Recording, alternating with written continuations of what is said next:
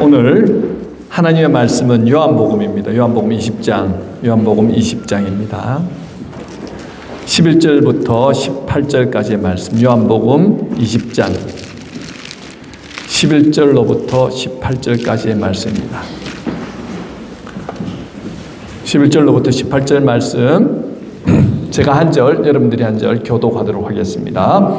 마리아는 무덤 밖에 서서 울고 있더니 울면서 구부려 무덤 안을 들여다보니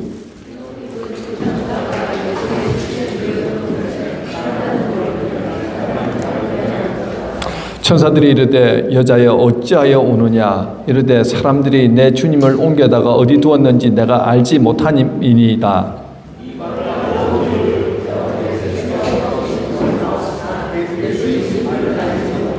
예수께서 이르시되 여자여 어찌하여 울며 누구를 찾느냐 하시니 마리아는 그가 동산직인 줄 알고 이르되 주여 당신이 옮겼거든 어디 두었는지 내게 이르소서, 그리하면 내가 가져가리이다.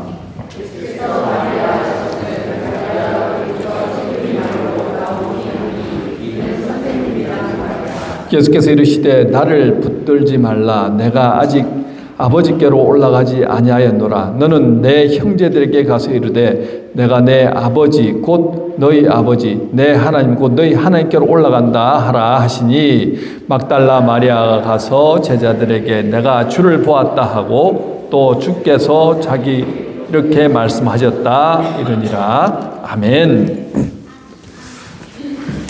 자, 오늘 말씀의 제목은 부활하신 예수님을 만나면 이라는 제목으로 말씀을 전하도록 하겠습니다. 자, 우리나라 역사상 여러 가지 종교들이 있었죠. 그 종교들 대략 이렇습니다. 샤머니즘이 한 5,000년 정도 우리나라에 계속 있었고요. 지금도 있죠. 그리고 불교가 한 1,000년 정도 우리나라에 계속해서 이어져 왔고요. 그 다음 유교가 500년 이상 있었고, 그리고 이제 기독교가 1885년에 이 땅에 들어와서 120년밖에 안 되었는데, 그건 뭐 1천만 명에 육박할 정도로 많은 성도들이 이제 이렇게 전도되고 하다 보니까 불교에서 이게 너무 신기하다는 거죠. 1000년 이상을 불교가 이렇게 우리나라를 지배해왔다 할 정도였는데 어느 순간에 보니까 불교보다 훨씬 더 많은 사람들이 기독교인이 되었더라는 것입니다. 그래서 불교에서 이제 기독교를 연구해 보니까 기독교에는 여름 성경학교가 있는 거예요. 여름 성경학교가 있어서 여름에 성경을 아이들을 모아서 이렇게 막 가르치고, 그러다 보니까 교회가 이제 아이들이 자라서 점점 어른이 되면서 기독교 교인이 되더라는 거예요. 그래서 약 20년 전부터 여름 성경학교를 여름 불교학교라고 이름하여서 시작을 하였다는 것입니다. 여름 불교학교. 또 찬송가가 있는 것을 보고 모방하여서 찬불가를 만들었습니다. 또 교회 찬양대가 있는 것을 보고 합창단도 만들었고요. 전도하는 것을 보고 도시에서 이제 포교 활동도 하기 시작하였습니다. 원래 이제 사찰은 깊은 산속에 있고 사람들이 찾아가는 종교인데 이제는 도시로 내려와서 포교 활동을 하더라는 거죠. 여름 수련회, 겨울 수련회도 그대로 모방하고 있습니다. 그런데 절대 흉내 낼 수 없는 것이 단 한 가지가 있죠. 절대 흉내 낼 수 없는 게 그게 뭘까요? 바로 부활절입니다. 다른 것은 다 흉내 낼 수 있는데 부활절은 흉내 낼 수 없다는 거죠. 왜요? 죽었다 살아나신 분은 예수님 한 분밖에 안 계시기 때문입니다. 기독교에서는 예수 부활하셨네라고 외칠 수 있지만 불교에서는 석가 부활하셨네라고 그렇게 외칠 수가 없기 때문에 그러니까 어떻게 해요? 부활을 그들은 따라 할 수가 없더라는 거죠. 여러분, 오직 예수님만 부활하셨습니다. 오늘 본문은요, 예수님의 부활에 대해서 잘 설명하고 있습니다. 예수님 십자가에 못 박혀 죽으시고 장사되시고 난 후에 무덤에서 사흘 동안 계시다가 안식 후 첫날 새벽에 다시 살아나셨습니다. 자, 사복음서에서는요, 여인들이 먼저 무덤을 찾아왔다고 이렇게 전하고 있습니다. 여제자들이 예수님의 무덤을 찾아왔다고 하는데, 다른 복음서에서는 여러 여인들의 이름이 나오는데, 요한복음에서는요, 막달라 마리아 이름만 나오고 있습니다. 이 막달라 마리아는요, 예전에 7 귀신이 쓰여서 굉장히 고통받았던 여인입니다. 그때 예수님이 그 귀신들을 쫓아주시고 자유함을 주시지요. 그때부터 이 마리아는 신실하게 예수님을 따르는 예수님의 여제자가 되었습니다. 그녀가 안식 후 첫날 이른 새벽에 예수님 무덤에 올라온 이유가 있지요. 왜 올라왔습니까? 예수님의 죽음이 너무 갑작스럽게 일어났고 그 다음 날이 안식일이라 예수님의 시체를 제대로 수습할 수가 없었습니다. 그래서 안식일이 지나고 예수님의 시체에 향품을 바르고 제대로 수습하기 위해서 이른 아침에 무덤으로 오게 되었습니다. 요한복음 20장 1절에 보면요, 막달라 마리아는 새벽 미명에 무덤에 도착하였는데 입구를 막고 있는 돌이 옮겨져 있는 것을 발견하게 됩니다. 그 돌은 혼자서 성인 한 명이 이렇게 돌을 굴려가지고 이렇게 옮길 수 있는 그런 돌이 아닙니다. 최소한 장병 한 3명 이상이 붙어서 이렇게 돌을 굴려내야지 굴릴 수 있는 그 정도 무게의 돌이라는 거지요. 그런데 막달라 마리아가 와서 보니까 돌이 굴려져 있고 안을 바라보니까 무덤이 비어 있는 거예요. 그 사실을 발견하자마자 막달라 마리아는 제자들에게 달려가서 무덤 입구를 막고 있는 돌이 옮겨져 있고 사람들이 주님의 시신을 어디론가 옮겨서 주님의 시신이 지금 무덤에 보이지 않는다라고 그렇게 보고하였습니다. 그 말을 듣고 베드로와 주님의 사랑하시는 제자 요한이 무덤에 당장에 달려와서 확인해 보니까 예수님을 쌌던 그 세마포와 머리 두 곳만 덩그러니하게 놓여 있고 예수님의 시신은 보이지 않았습니다. 그리고 두 제자는 자기 집으로 그냥 돌아가 버린 거예요. 혹시나 그 자리에 있다가 자기들이 로마 군병들한테 잡히거나 하면은 큰 낭패를 당할 수가 있으니까 곧바로 집으로 돌아갔습니다. 이제 홀로 남겨진 마리아는 무덤 밖에서 울고 있습니다. 마리아는 예수님 그렇게 힘없이 갑작스럽게 죽을 거라 생각지도 못했지요. 게다가 예수님의 시선까지 사라진 것을 보고 망연자실한 것입니다. 본문 11절의 마리아의 모습은 오늘날 죽음 앞에서 슬퍼하는 인간의 모습을 잘 보여줍니다. 무엇보다 예수님의 시신이 사라졌다는 사실은요, 처절한 절망을 의미합니다. 마리아는 무덤을 쳐다보고 있습니다. 예수님이 이미 부활하셨는데도 예수 그리스도가 죽었다고 생각하고 죽음을 애도하고 있습니다. 요한복음 20장 9절 말씀에 그들은 성경에 그가 죽은 자 가운데서 다시 살아나야 하리라 하신 말씀을 아직 알지 못하더라고 말씀하고 있지요. 마리아는 죽으면 끝이라는 그런 인류의 보편적인 상식에 갇혀져 있었기 때문에 죽음에서 부활을 조금도 생각 못하고 있는 것입니다. 마리아가 무덤 안을 들여다보는 것은요, 시신이 있는가 없는가를 확인하려는 것이지 다른 기대를 가지고 들여다본 것은 아니지요.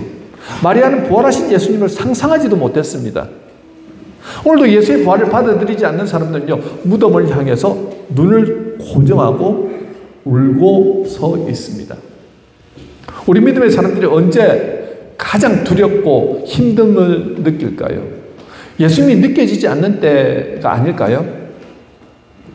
마치 예수님이 십자가에 못 박혀서 죽고 시신도 찾을 수 없는 마리아가 경험하고 있는 이 순간과 같은 때일 것입니다.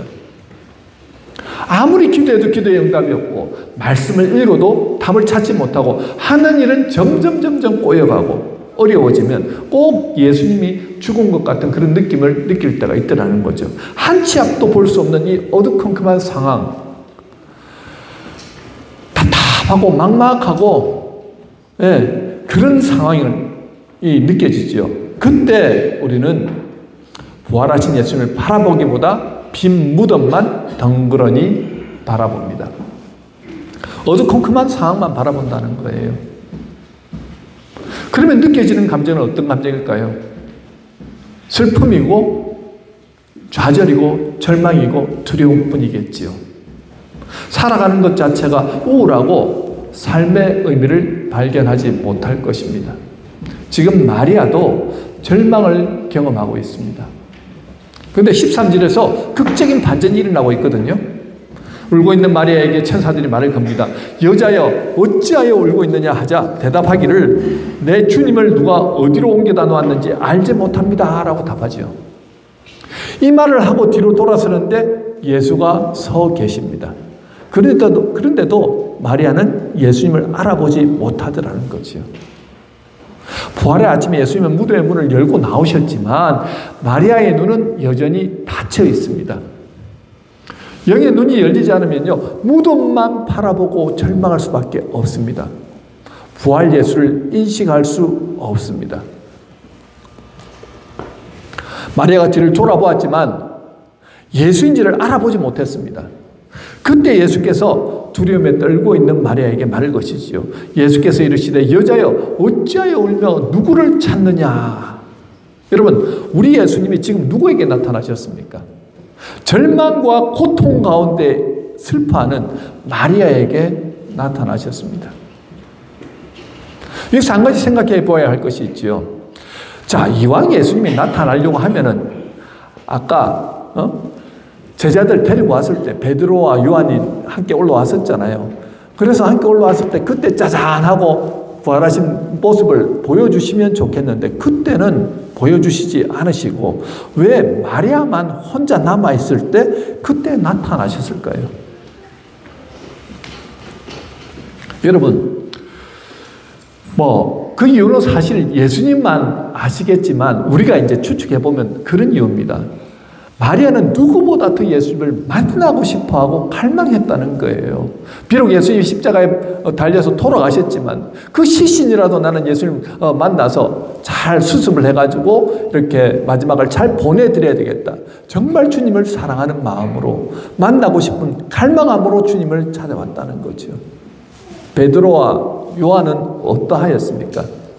예수님 십자가 달려 돌아가실 때 그 지금 거리에 요한이 있긴 하였지만 다 뿔뿔이 흩어지고 베드로 같은 경우는 예수님을 어떻게 해요? 3번이나 부인했었지요. 자, 이렇게 갈망함으로 주님을 찾는 그리고 슬퍼 울고 있는 그 가냘픈 마리아에게 예수님이 찾아오셨다는 거지요.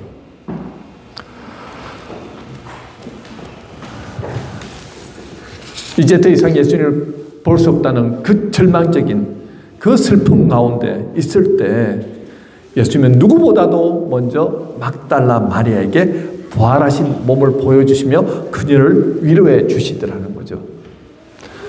여러분, 우리가 간절히 주님을 만나기를 원하고 소망한다고 한다면요, 우리 주님은 누구보다 먼저 우리에게 오셔서 우리의 친구가 되어 주신다는 거예요. 비록 우리의 눈이 무덤을 바라보고 있다 할지라도, 비록 우리가 어두컴컴한 절망 같은 상황을 바라보고 있다 할지라도 예수님은 예수님을 찾고 바라고 구하는 자에게 오셔서 어떻게 하신다고요? 우리를 일으켜 세워주신다는 것입니다. 악한 영은요, 공중것에 잡은 영은요, 세상을 지배하는 영은요, 우리를 계속해서 발목을 잡고 땅으로 주저앉히고 올라가지 못하도록 계속해서 절망 가운데, 두려움 가운데, 공포 가운데 살게 만듭니다. 이 세상에 섭리는 그렇습니다. 중력이 있어서 계속 아래로 넘어지게 만들지요. 우리의 끝은 어디입니까? 죽으면 땅 속으로 들어가는 것입니다. 그런데 예수님은 어떻게 하십니까? 예수님을 만나면 죽었던 사람들을 살려내십니다. 병든 자들을 일으켜내시고요. 예수님은요, 정말 마음의 절망과 좌절 가운데 있는 그 사람들을 함께 하심을 통하여서 그 마음을 회복시켜 주시고 소망과 희망의 마음으로 바꿔주시더라는 거지요. 예수님만이 하실 수 있는 일입니다. 그 예수님을 만나면 살아납니다. 아무리 어두컴컴한 환경이라 할지라도, 절망과 같은 그 무덤 가운데 있다 할지라도 주님이 짜잔 하고 나타나시면 어떻게 해요? 살 소망을 가지게 되지요. 요한계시록 3장 20절에 볼지어다 내가 문 밖에 서서 두드리노니 누구든지 내 음성을 듣고 문을 열면 내가 그에게로 들어가 그로 더불어 먹고 그는 나로 더불어 먹으리라. 그는 우리가 마음의 문을 열고 주님을 간절히 바라볼 때 어떻게 해요? 우리의 마음을 열고 주님을 간절히 바라볼 때, 주님을 구할 때, 찾을 때 어떻게 하신다고요? 우리 안에 오셔서 우리와 더불어 먹는다는 거예요. 함께 하시겠다는 거죠. 위로하여 주시고 힘 주시고 능력 주시겠다는 말씀입니다. 여러분, 그렇기 때문에 우리가 정말 절망적인 상황 가운데 있을 때, 정말 어찌할 바를 모를 때, 그때 정말 구해야 할 게 무엇입니까? 주님, 나의 영 안을 열어 주시옵소서. 주님, 주님의 살아계시면 내게 보여주시옵소서. 주님만 보면 살아날 것입니다. 주님만 내게 말씀하여 주시면 내가 일어날 것입니다. 여러분, 그 믿음으로 주님을 구하면 그런 사람에게 어떻게 해요? 주님이 나타나셔서 위로해 주신다는 거예요. 강력하게 역사해 주신다는 거죠. 자, 지금까지 예수님이 지금 거리에 있고 말을 거심에도 불구하고 영 안이 닫혀 있으니까 이분이 예수님인지 누군지 몰랐지요. 그리고 그 어두컴컴한 밤이었기 때문에 아마 사물을 인식하는 것도 어려웠을 것입니다. 그렇기 때문에 동산직인 줄 알고 그렇게 그는 대답하였습니다. 자, 예수님 마리아에게 여자여 어찌하여 울며 누구를 찾느냐 물으시니까 마리아는 동산직인 줄 알고 주여 당신이 옮겼거든 어디 두었는지 내게 이르소서 그리하면 내가 가져가리다 라고 말합니다. 마리아는 아직도 죽은 예수님을 찾고 있습니다. 다시 예수님께서 말씀하시죠. 예수님께서 마리아야 하시거늘 마리아가 돌이켜 히브리 말로 라보니 하니 이런 선생님이라는 말이라. 어떤 순간입니까? 마리아야 하는 순간 그의 영의 귀가 번쩍하고 열리지요. 예전에 그렇게 다정하게 불러주셨던 그 예수님의 음성을 이제는 기억해내었던 것입니다. 그리고 마리아는 예수님이 다시 부활하셨다는 것을 깨닫게 되지요. 여러분, 절망과 슬픔으로 가득 찼던 마리아가 다정하게 그의 이름을 불러주시는 예수님의 음성을 듣고 난 다음에 어떻게 해요? 다시 일어납니다. 그러면서 영안이 뜨이면서 예수님을 보게 됩니다. 그리고 반가움과 논란과 충격과 경이로움으로 기쁨의 눈물을 글썽거리고 있지요. 예수님이 살아나셨구나. 여러분, 부활은 모든 부정을 긍정으로 바꾸고 절망을 희망으로 바꿉니다. 이 부활의 사건 앞에서 우리는 더 이상 우울하고 침통할 필요가 없습니다. 부활이 삶의 중심에 놓인 사람은요, 어떤 상황에서도 절망하지 않습니다. 오히려 기뻐하고 감사합니다. 왜냐하면 부활하신 예수님이 항상 함께 하신다는 것을 믿기 때문이죠. 여러분이 언제 그것을 느끼셨습니까? 처음 예수를 인격적으로 만났을 때 그 예수를 느꼈죠. 자, 지금은 우리가 암흑 같은 상황 가운데 있을 때 정말 주님이 어디 계십니까 하고 주님이 어딘가에 계시는 것 같은데 느끼지 못하고 힘든 상황 가운데 있을 때 그 순간에 주님은 그래도 우리와 함께 하신다는 거예요. 그리고 어느 순간 우리가 주님 나를 좀 도와주세요, 위로해 주세요 할 때 어떻게 해요? 그때 여러분들의 이름을 불러주십니다. 누구야? 그 이름이 들려질 때 영의 귀가 열리고 영의 눈이 열리면서 우리의 영이 살아나는 거예요. 회복되는 거예요. 주님 살아계시군요. 주님 나와 함께 하시는군요. 나의 힘이 되시는군요. 여러분, 그것만 느끼면 그 다음부터는 우리가 환경과 상황은 똑같은데요. 주님이 나를 사랑하시는구나. 주님 나와 함께 하시는구나. 그걸 느끼니까 어떻게 해요? 능히 그 어려움도 이겨나가더라는 거죠. 지금 마리아는 슬픔과 걱정과 두려움과 염려로 가득 차서 절망 가운데 있었는데 왜요? 예수님이 돌아가셨다. 그런데 부활하신 예수님을 만났다는 거예요. 이미 제자들에게 말씀하셨죠. 내가 부활할 것이라고, 사흘 후에 부활할 것이라고. 그런데 아무도 믿지 않았습니다. 마리아도 믿지 않았습니다. 그러나 부활하시고 난 다음에 마리아야 라고 불러주시니까 번쩍 뜨이면서 예수님이 살아나셨구나. 그리고 그때부터 살 소망이 생기더라는 거죠. 여러분, 우리 예수님은 십자가에 달려서 돌아가신 분이 아니고 살아나신 분입니다. 그 살아나신 분이 그리고 승천하셔서 우리에게 성령으로 함께 하시고 계십니다. 우리가 주님을 간절히 찾고 구하고 바랄 때 그때 주님께서 누구야? 라고 불러주실 때 우리는 다시 일어나지요. 다시 살 소망이 생깁니다. 여러분, 부활의 주님은요, 박제된 분이 아닙니다. 그저 성경 안에만 계신 분이 아니라는 거예요. 액자 안에 갇혀서 충고를 받으신 분이 아닙니다. 치열하게 살아가는 우리의 현실을 한가운데 찾아오셔서 우리와 함께 하실 분이라는 거예요. 부활의 주님은 우리의 식탁에도 찾아오셔서 우리의 절망적인 대화를 희망으로 바꿔주시는 분입니다. 그래서 요한복음 11장 25절 26절에 예수께서 이르시되 나는 부활이요 생명이니 나를 믿는 자는 죽어도 살겠고 무릇 살아서 나를 믿는 자는 영원히 죽지 아니하리라. 이것을 내가 믿느냐라고 말씀하죠. 오늘 부활의 생명이 우리 안에 있으면요, 죽어도 살겠다고 말씀하십니다. 완전히 다른 차원의 삶을 살게 된다는 말씀이지요. 부활은 죽고 난 후에 천국의 이야기를 하는 것이 아니고 오늘 지금 부활의 삶을 살아가도록 하나님께서 역사하신다는 말씀입니다. 아무리 힘든 순간에도 다시 일어서게 만드는 힘은 부활의 능력에 있습니다. 오늘 부활을 누리며 살아가시는 분들은요, 어떤 환경과 어려운 가운데서도 능히 일어납니다. 내 힘이 아니라 주님이, 부활하신 주님이 내 안에서 생명으로 역사하시기 때문에 그렇지요. 여러분, 죽음을 이긴 사람은 감당할 자가 없습니다. 고명한 집사는 여러분들이 잘 아시는 개그맨 겸 그다음에 CEO인데 여러 가지 프랜차이즈 사업을 하는 CEO고 또 작가이기도 한데요. 그가 해신이라는 그 드라마를 찍고 서울로 올라오다가 교통사고가 났는데 그 교통사고가 어느 정도였냐면은 그 매니저가 운전을 하다가 큰 트럭에 그냥 190으로 달리다가 80으로 달리는 그 트럭 뒤를 그냥 밟고 들어갔는데 고명한 집사가 있는 그쪽을 밟고 들어간 거예요. 몸이 완전히 다 부서졌습니다.